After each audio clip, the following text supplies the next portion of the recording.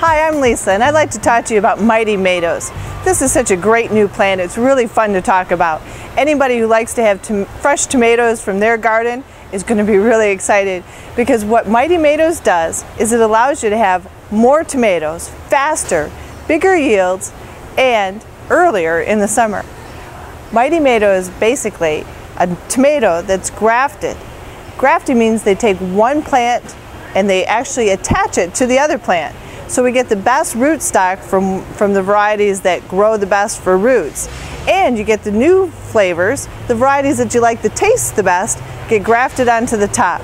That way you get the best of both worlds. This is especially wonderful for those heirloom varieties that maybe in the past you've enjoyed the taste of, but you haven't been able to get them to grow quite as well. This solves that problem. So you get the wonderful flavor without any of the growing problems. Now the trick with Mighty Matos is that you do want to make sure you don't plant it below this graft. So right here, right at the soil line, is where the grafting was done.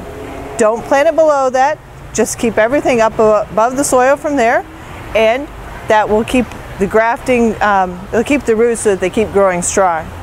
The other little trick is that if you're going to put it in a container, it better be a really, really large one, because these roots are going to grow really super strong.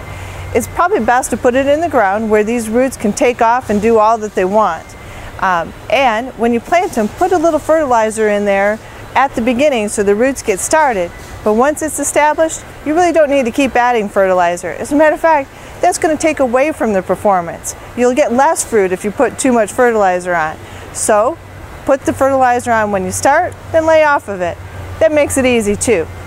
And new, they've got, in addition to tomatoes, there's peppers. Mighty Veggies, same great idea, different type of top to go with the great roots, and there's some new kinds coming up too. I'm not sure what all they're going to be. I've heard that there's going to be melons, and who knows what else there's going to be.